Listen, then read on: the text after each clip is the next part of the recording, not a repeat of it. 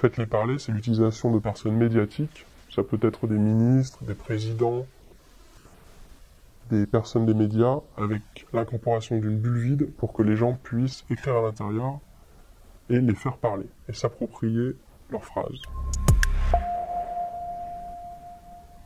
Avec un ami, on a eu l'idée de mettre en scène les présidentiables avec des bulles vides pour que les gens dans la rue puissent réinterpréter les propos.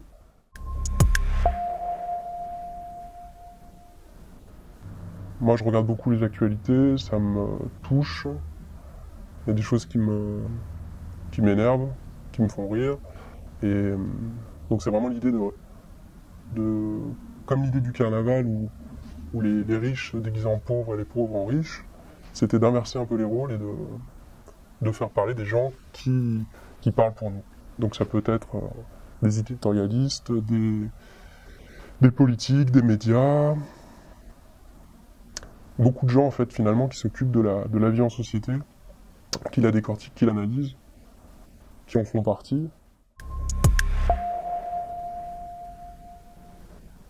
La rue, pour moi, c'est le plus instinctif aussi. Peut-être qu'Internet, c'est très instinctif aussi d'écrire comme ça, mais ça ne permet pas d'être partagé par des gens qui n'ont pas envie de le voir. Quelque part, sur Internet, on reste un peu dans notre réseau, on communique avec nos idées, en fait. On n'est pas choqué par quelque chose qu'on découvre par surprise, comme on peut l'être au coin d'une rue. La rue, la proposition, c'était vraiment d'offrir un espace d'expression aux gens, qui existe déjà, puisque les murs sont déjà accaparés par les gens depuis longtemps. Donc c'est comme une réappropriation de cette façon de communiquer aussi, qui existait déjà sur les murs.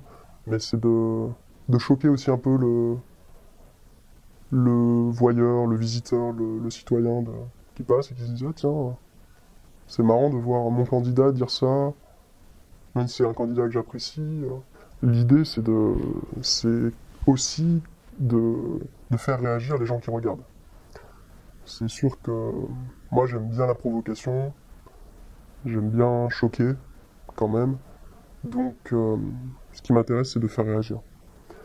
Le plus important pour moi, c'est déjà d'avoir des images un peu cinématographiques dans le sens où la personne ne regarde pas forcément la caméra, ou ne regarde pas le spectateur, mais plus dans une conversation avec justement la société par exemple, mais sans la regarder dans les yeux. Donc ça, c'est un peu une ligne qui a été définie avec la personne qui m'a aidé à créer ce projet à la base.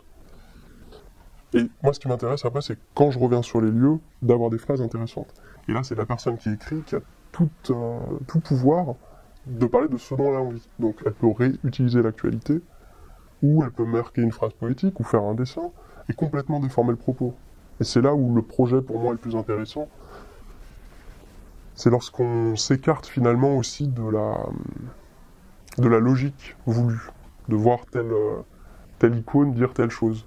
Ce qui m'intéresse, moi, c'est peut-être justement de recréer de la contradiction et une certaine forme de poésie dans l'éditorialisme qui est plutôt très factuel, enfin qui se veut factuel en tout cas.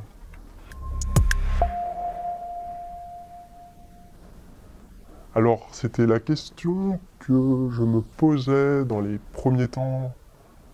Je me demandais si les gens allaient jouer vraiment le jeu, et clairement, c'est rempli très très vite. Moi, il m'est arrivé de coller la nuit, on va dire à 10h, et de repasser à minuit et de voir des bulles remplies.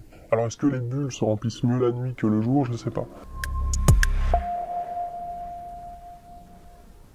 Moi, ce que je vais retenir, c'est les choses qui sont les plus humoristiques, inattendues, et tout ce qui est insulte ou généralité, choses un peu convenues, je vais choisir de l'écarter dans le projet de restitution des images.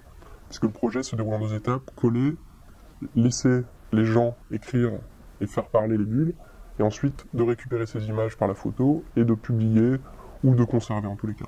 Donc moi je suis parfois déçu de ce qui est marqué, surtout quand ce sont des insultes misogynes ou racistes, parce que ça arrive.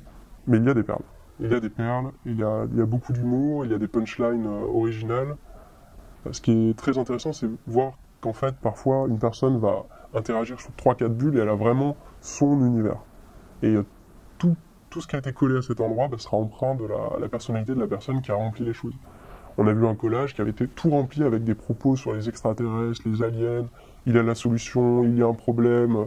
Donc le mec s'était construit vraiment une histoire autour des bulles, et clairement les protagonistes n'étaient plus dans leur rôle de politiciens, c'était à l'époque des élections présidentielles, mais étaient des chercheurs scientifiques dans un futur, et l'appropriation, elle est à chaque fois différente.